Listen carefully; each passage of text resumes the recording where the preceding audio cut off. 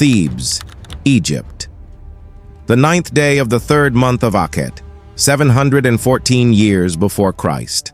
Your name. Imagine a girl, only 14 years old, walking down a corridor carved from limestone that has stood for 1,000 years. Her name is Shepenwepet, and she is a pharaoh's daughter, the absolute height of ancient privilege. She wears white linen so fine it took 6 months to weave. Gold circles her wrists and throat. Her hair is dressed with costly oils. By every visible measure, Shepenwepet is being prepared for the highest honor a royal daughter can receive, to become the god's wife of Amun. Yet she is terrified. The corridors she walks are deep within the temple of Karnak, leading her past the grand public halls where common people leave offerings. She walks past the massive courtyards where priests perform ceremonies visible to thousands, the Egypt of official accounts of divine order and sacred majesty. But now she is moving beyond those spaces. She is passing through doors only priests may use, down passages that narrow with each turn, toward chambers that exist in no public record. She is walking toward rituals that will never be described in hieroglyphs meant for common eyes. 3 priestesses accompany her. They don't restrain her. They simply walk beside her with the calm certainty of women who have performed this task before. They have led other princesses down these exact corridors. They know precisely what awaits in the chamber ahead. One of them, the eldest, speaks. You understand the honor being bestowed upon you.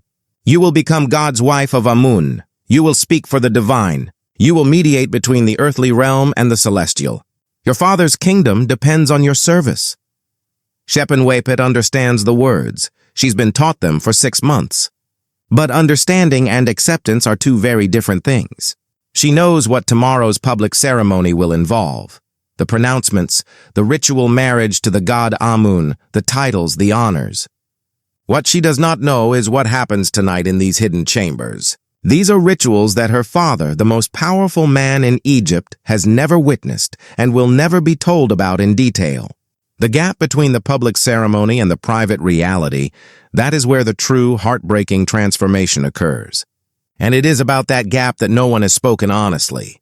Think about her father, Pharaoh Osorkon III. He sits in his palace, perhaps 50 paces away through stone walls that might as well be mountains. He believes his daughter is being prepared for the morning ceremony, instructed in final prayers and purifications. He has been told tonight's rituals are simply too sacred for even pharaohs to witness, that the god requires privacy with his chosen consort. He believes this because refusing to believe would require action he cannot take. The treaty with the powerful Amun Priesthood has been signed. The political arrangements are complete.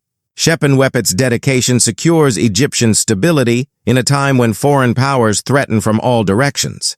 Her father has sacrificed his daughter to preserve his kingdom. Acknowledging what that sacrifice actually costs would destroy him. It would shatter his world. Better to believe the priests. Better to trust the religious authorities who promise that only honor and devotion await his child. Meanwhile, that child walks towards something her father cannot imagine and would not permit if he understood the simple, brutal truth of it. The corridor ends at a plain limestone door, indistinguishable from the wall. One priestess produces a key. The door swings inward with a hollow, echoing sound. The chamber beyond is small, circular, perhaps 15 feet across. The walls are covered in hieroglyphs that Shepenwepet can read, but whose meaning in this context feels threatening rather than sacred. Instructions, procedures, the documentation of what has occurred in this space for centuries. At the center sits a stone basin filled with a dark liquid that gleams in the lamplight. It is not water. The smell is bitter, medicinal, overlaid with heavy incense smoke. 4 priests wait in the shadows, wearing the leopard skins that mark the highest ranks of the Amun Priesthood. Their faces are painted in patterns that transform them from men into representations of divine authority. They do not speak. They simply watch. The eldest priestess gestures toward the basin. The purification must be complete. Remove your garments and enter the sacred water. This is the moment when the public narrative and the hidden reality begin to diverge. Everything that follows occurs under the language of sacred ritual, divine service, and holy transformation. But the reality involves procedures that would horrify Shepenwepet's father if described in plain language. The genius of this centuries-old system is that it never will be described plainly. It will be recorded as religious ceremony. It will be remembered as the honored dedication of a princess. And Shepenwepet will never be able to tell anyone what actually happened in this chamber. Not because she will be gagged, but because the system has developed techniques for ensuring that victims cannot articulate their own violation without simultaneously desecrating the sacred foundations of Egyptian society itself. But here is what makes this moment truly remarkable, what makes it a moral tragedy worse than anything happening in public view. 3 chambers away, another woman sits alone. Her name is Amenirdis the Y, and she held the position of God's wife before Shepenwepet. She is 53 years old. She has lived in this temple complex for 38 years. And she knows exactly what is happening to Shepenwepet right now, because the same thing happened to her decades ago. She could walk to that chamber. She still has the authority. She is the current God's wife, soon to be replaced, but not yet dismissed. She could enter that room and stop what is about to occur. She sits in her quarters instead, hands clenched, breathing carefully controlled, while sounds that should not exist reach her through the thick stone walls. She learned over decades that intervention is impossible. The one time she tried to warn a younger woman, she was subjected to purification rituals that lasted 3 days and left her unable to walk for a week. She learned. She adapted. She survived by not interfering with the system's perpetuation. But tonight the sounds are louder than usual, or perhaps she is simply more aware. Or perhaps after 38 years of numbness, something has cracked, and she can feel again. Whatever the cause, she sits in luxury that mocks her powerlessness and listens, while another girl is systematically destroyed in the name of divine service. Tonight, you will discover how the Amun Priesthood constructed this system, how they rose to a power that rivaled the Pharaohs themselves, how they transformed religious authority into mechanisms of control over royal women, how they developed rituals that served political and personal exploitation while maintaining the dazzling appearance of divine service, how they built infrastructure within temples that created spaces beyond oversight, and how they selected, isolated, and transformed the daughters of Egypt's rulers into instruments that served only priestly power. This is not speculation. This is not sensationalized fiction. This is documented history that Egyptologists have been piecing together from temple inscriptions, tomb records, administrative papyri, and archaeological evidence. The sources exist. The patterns are clear. The individual stories emerge from careful analysis of what the official records say, and more importantly, what they strategically omit. The god's wife of Amun was real. Shepenwepet was real. The other women who held this title were real. What happened to them was systematic, calculated, and hidden under layers of religious language that made honest discussion nearly impossible even for contemporaries. What follows examines power, religion, and exploitation in ways that are deeply disturbing. But the horror does not lie in graphic details. It lies in the systematic nature of it. It lies in the administrative competence, in the way a sophisticated civilization constructed a framework that transformed abuse into sacred duty. Stay until the end, because what you'll learn will completely shatter everything you thought you knew about the emotional cost of power in ancient Egypt. Now let us return to the genesis of this entire devastating system. To understand how Egyptian high priests gained the power to control Pharaoh's daughters, we must first grasp the unique nature of the Amun Priesthood and how it evolved over 1,000 years into a state within the state. Egypt's religious system was never monolithic. The land contained thousands of temples dedicated to hundreds of deities. Each major city had its patron god. During most of Egyptian history, pharaohs maintained clear supremacy over religious institutions. They appointed high priests. They controlled temple revenues. They ensured no single priesthood could challenge royal authority. But Amun was different from the beginning. The god originated in Thebes, which was a relatively minor city during the Old Kingdom. When Theban princes later united Egypt and established the Middle Kingdom, they elevated their local deity to national prominence. Amun became associated with the sun god Ra, merging into Amun-Ra, king of the gods. Thebes became the religious capital, and the priests who served Amun suddenly found themselves managing the most important cult in Egypt. The new kingdom, beginning around 1550 BCE, brought explosive growth. Pharaohs campaigned across the Near East, conquering territories from Nubia to Syria, and they attributed their military success to Amun's favor. They showered the Theban temples with tribute from conquered peoples: gold, silver, land, and slaves. The wealth flowing into Karnak temple became staggering. Contemporary records provide specific numbers that reveal the scale of this economic empire. A papyrus from the reign of Ramesses III documents that the Amun temples owned 421,000 head of cattle, over 80 ships, 65 villages, and employed 81,000 workers. By the time of Ramesses III, around 1150 BCE, the Amun priesthood controlled nearly one-third of Egypt's arable land. They operated workshops, farms, mines, and trading expeditions. They even maintained private armies for protecting their vast holdings. They had become, in economic and political terms, as power few. Multiple pharaohs attempted to limit priestly power. Akhenaten tried the most radical solution, attempting to replace the entire Egyptian religious system with the worship of a single solar deity. His revolution failed catastrophically. After his death, the Amun priesthood returned with enhanced power, having demonstrated that even a pharaoh could not successfully challenge their authority. The lesson was clear. Direct confrontation was political suicide, but allowing them unchecked power was equally dangerous.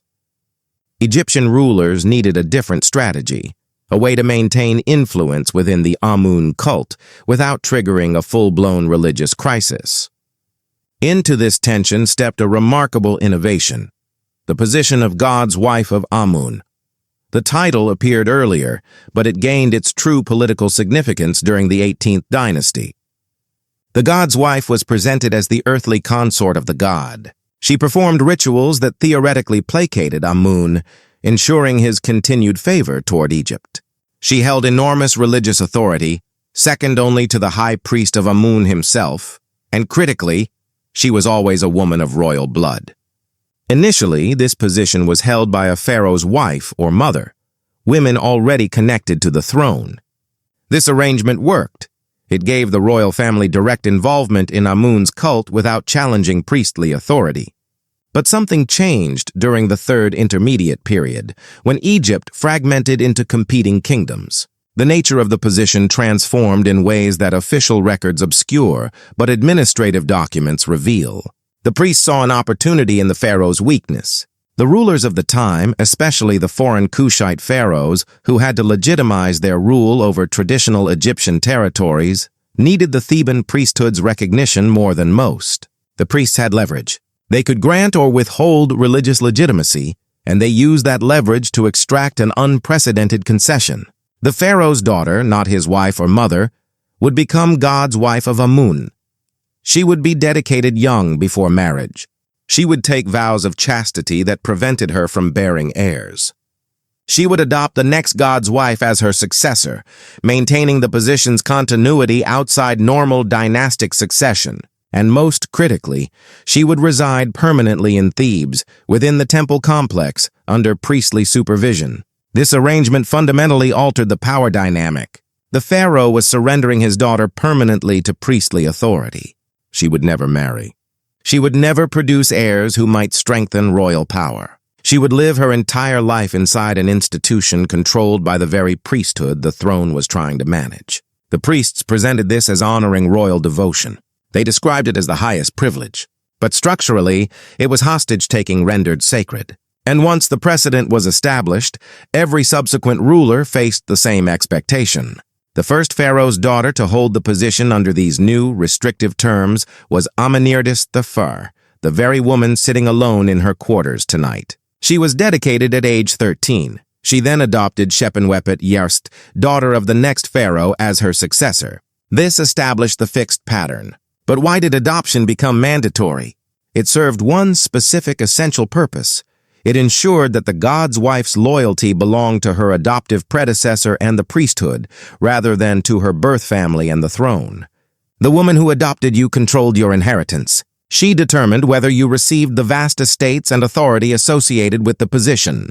She evaluated your performance. More importantly, it meant that a pharaoh could not simply reclaim his daughter. Once adopted by the previous god's wife, she legally belonged to that line of succession.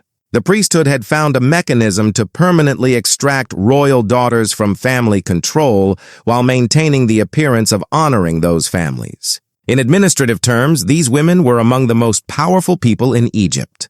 They controlled vast estates. They commanded enormous staffs. They performed rituals that theoretically determined the kingdom's fate.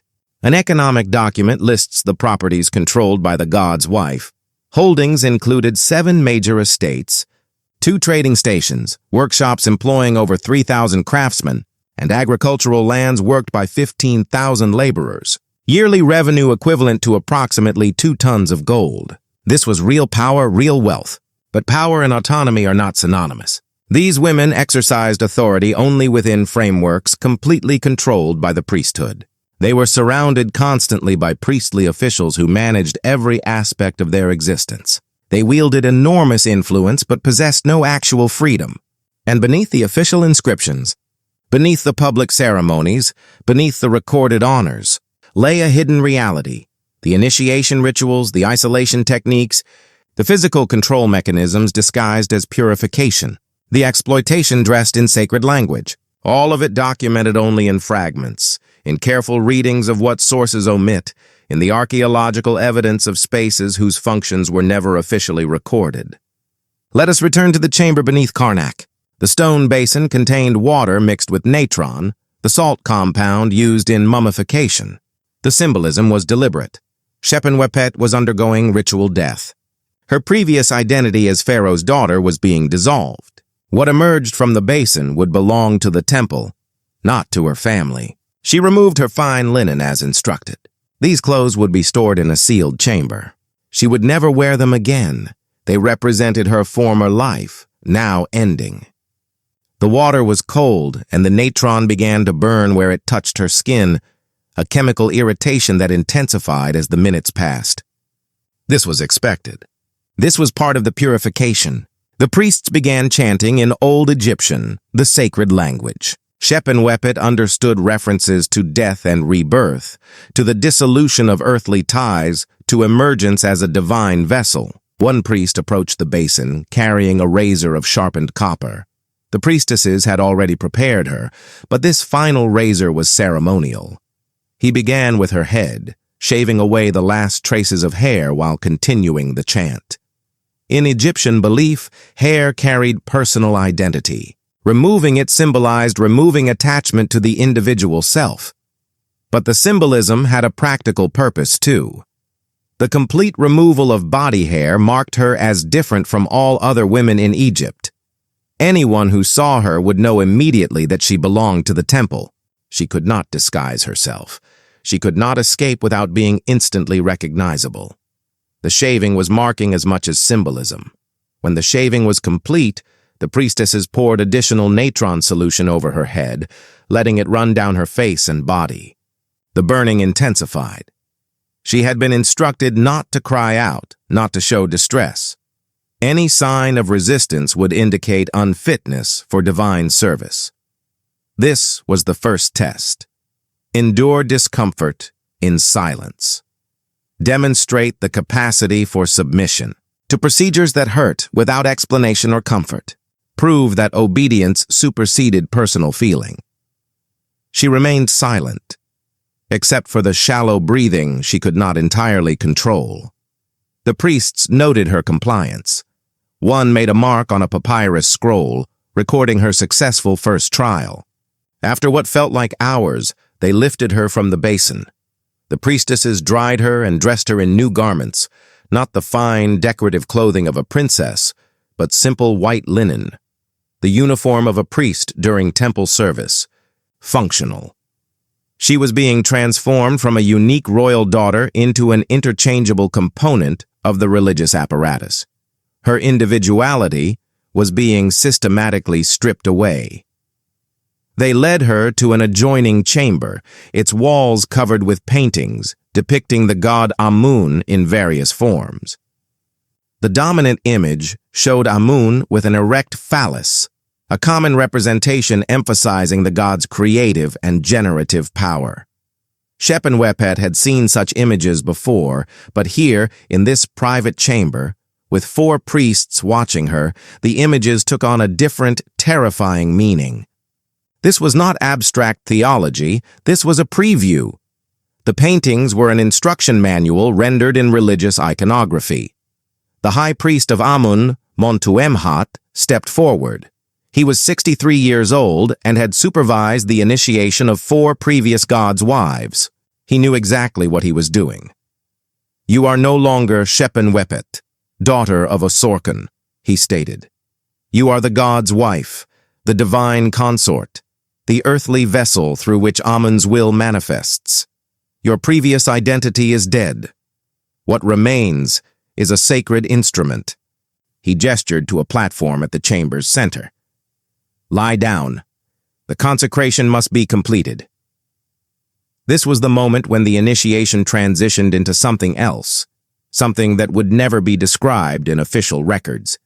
Something that occurred in dozens of such ceremonies across the centuries, but was systematically excluded from documentation. It was a procedure that served no genuine religious purpose, but served many personal and political ones. Shepenwepet understood with sick clarity what consecration meant.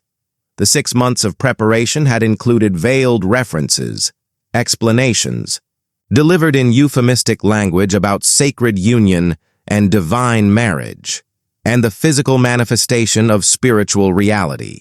But the euphemisms had been deliberately vague. The core of the hidden ritual was this: the priests were demonstrating physical control over the pharaoh's daughter. By having the high priest act as the physical proxy for the god Amun, the priesthood established a complete, unquestionable dominance over her body and her life. This was not a ritual to honor the divine. It was a ritual to enslave the royal bloodline, to prove to the girl, and by extension to her father's court, that her person belonged wholly and irrevocably to the temple. The sexual exploitation was a calculated feature, not a bug, of the system. It ensured compliance through trauma, shame, and the irreversible violation of her royal status. Montuemhat, the high priest, was not merely a religious figure, he was an administrative genius of cruelty. He created a system that made resistance impossible and compliance mandatory. He built an infrastructure of shame. When Shepenwepet rose from that platform, she was no longer a royal princess. She was an agent of the temple, bound by trauma and the public lie of sacred honor. There was still the problem of the other women, the women who knew the truth. The former gods' wives, like Amenirdis, sitting 3 rooms away. How did the system contain their knowledge? The Amun Priesthood developed 3 powerful mechanisms to ensure the perpetuation of this silence. 1, the isolation of honor. The god's wife was granted enormous wealth and status, but she was entirely isolated. Her quarters were luxurious, but they were a gilded cage. Every servant, every administrator, every attendant was a temple appointment. Her communication with her birth family was monitored and limited to official ceremonial visits. She had authority over thousands of people, but no genuine human connection. The greatest loneliness is often found when surrounded by the most people. 2, the obligation of the adoptive chain. By making the adoption system mandatory, the priesthood forced the older god's wife to become the instrument of the younger's destruction. Amenirdis.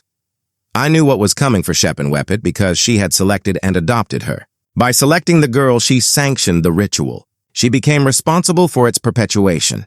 This system forces the victim to become the gatekeeper of the next victim, a crushing moral burden that ensures silence.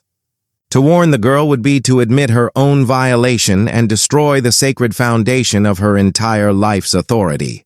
In the sanctioned violence of purification, Amenirdis, I discovered this firsthand. When she tried to warn a successor, her act was framed not as an attempt at compassion, but as an act of impiety, a desecration of the sacred truth. The subsequent purification rituals were not meant to cleanse her. They were meant to punish her body for her defiance. They were physical assaults disguised as religious ceremonies, ensuring that the cost of intervention was physically and emotionally crippling. After 3 days of this, she understood the cost of a single honest word. She learned that the greatest tragedy was not the initial act of violation, but the slow, corrosive process of becoming an unwilling accomplice to the system that violated her. Shepenwepet endured. She became a powerful, visible, and revered figure in Egypt. Her inscriptions are everywhere at Karnak. She oversaw massive building projects and administered her vast estates with competence. To the world, she was the epitome of divine honor. But the girl who entered that chamber was gone, replaced by a shell that served the priesthood's political agenda. Her story is a painful reminder that the highest titles in history often mask the deepest servitude.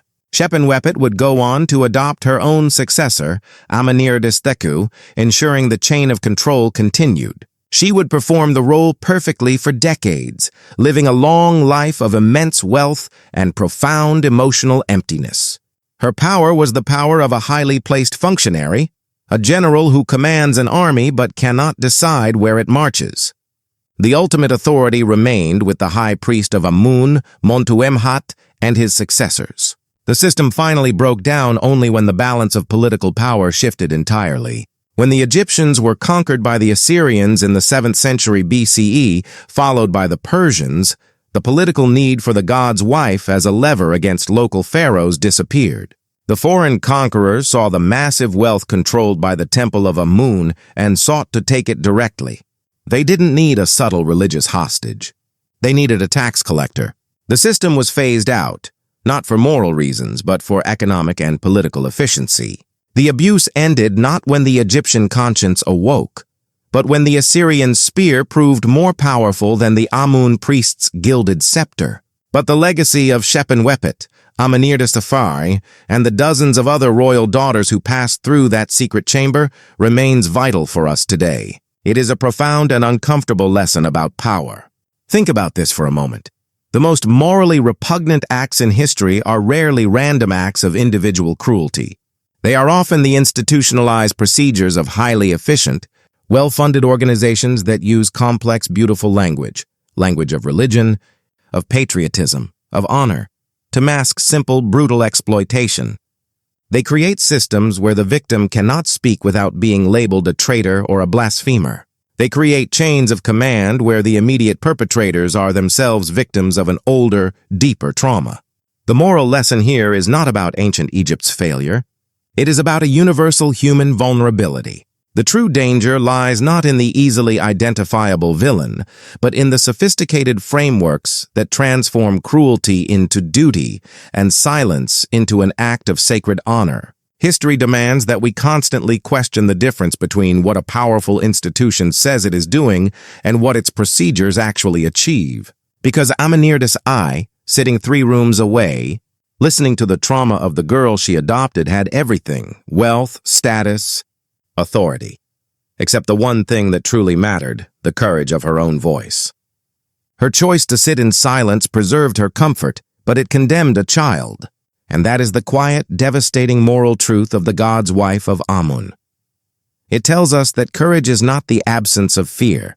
It is the willingness to risk your own hard-won survival to disrupt a chain of harm.